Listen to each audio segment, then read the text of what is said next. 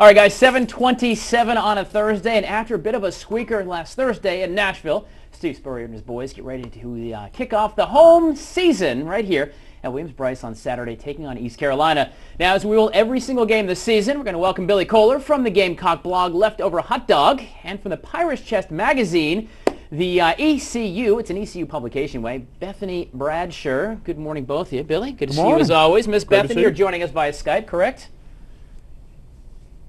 Maybe Miss Bethany? Well, she's there.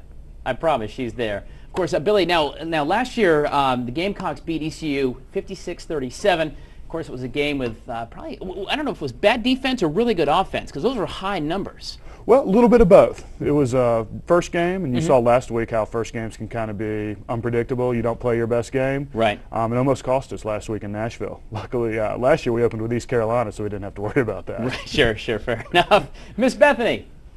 Yeah. There you are. Well, good morning. Thank you for joining us. Good morning. You're welcome. So let's talk just a bit about you, and we all know Billy and the Leftover Hotdog. Let's talk about you and your blogging.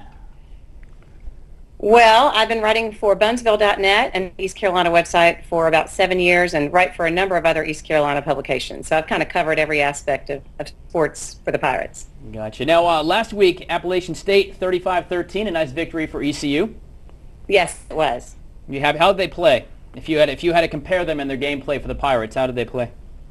Well, they played well. There are still quite a few question marks for the Pirates, particularly at quarterback. And with Rio Johnson, who's the starting quarterback, last week was his first time to start in a Division I setting. So he was a little shaky, but as the game went on, he developed more confidence.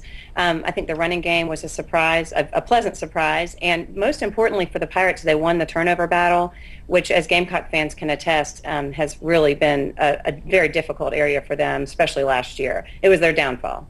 Right. Connor Shaw, how are we looking? I know news, of course, he practiced yesterday. We're going to look for him to start again against ECU, or we're going to use the backup? I think Coach Spurrier said they're going to decide today, depending on how he looks. If I had to guess, I'd say yeah. If he played yesterday, we saw last week he wants to be in there. That's what he wants to do. Right. If he can go, he's going to go. I expect to see him start.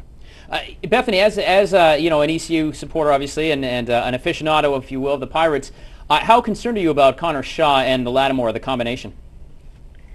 Well, it's definitely would be very nice for Pirate fans if Connor Shaw was not, on the field come kickoff. I know that he's a little bit scary and very productive, and that's the kind of thing that is going to be a difference maker. I mean, whether he's healthy and comes out, with the intensity that he can play with, or even if he plays, if he's tentative or doesn't get to start, it's going to make a huge difference. And obviously Marcus Lattimore as well. The Pirates are pretty healthy. Their defense has a good bit of experience. The strength and conditioning program here has intensified over the last couple of years, where I think both lines are in better shape than they've ever been, and more depth than we had last year when we faced the Gamecocks. So again, it's those turnovers. It's going to make a huge difference how the defense can play, whether they can generate some on your side, and whether the offense can hold on to the ball. Billy, as Carolina, are we worried at all at ECU, or this is going to be nothing? It's just going to be just one and notch it in and move on to next Saturday. Turnovers, big plays. You need something to really change it to make us worry. If this game goes like it should and both teams executes their game plan, we're going to be relaxing in the fourth quarter. Right. We scheduled East Carolina on purpose because after opening with a conference opponent on the road, we need a little breather. That's the Pirates. Sure. Bethany, you're going to let him say that? The Pirates are a breather? Come on.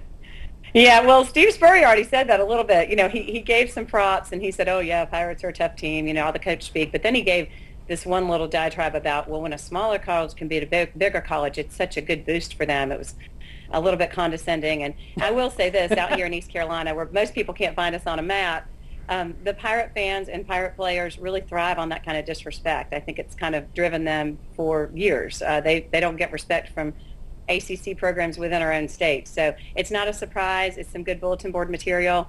Coach Spurrier might be surprised to know that our enrollment is exactly the same as South Carolina's.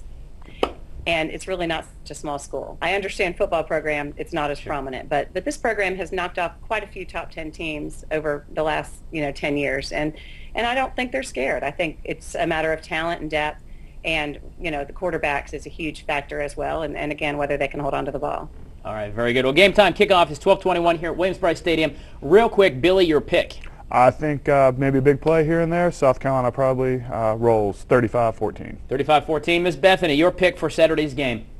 We're pretty close. I have South Carolina 31-17. Really? Of course, here in Greenville, we hope that's not the case, but we know that we're just still shaking the dust off and don't have quite the experience that you all have down there. And I know that home field advantage down there is going to be a big factor as well. Sure enough. I love it when the opposing team knows they're going down, right, Billy? Such honesty. It's so refreshing. She's a journalist. That's what it is. All right, Miss Bethany. I Appreciate it. And Bethany, we're going to get Bonesville.net and, of course, the Pirates Chess Magazine up on our website so folks can learn more about you and keep up with the Pirates if they want to.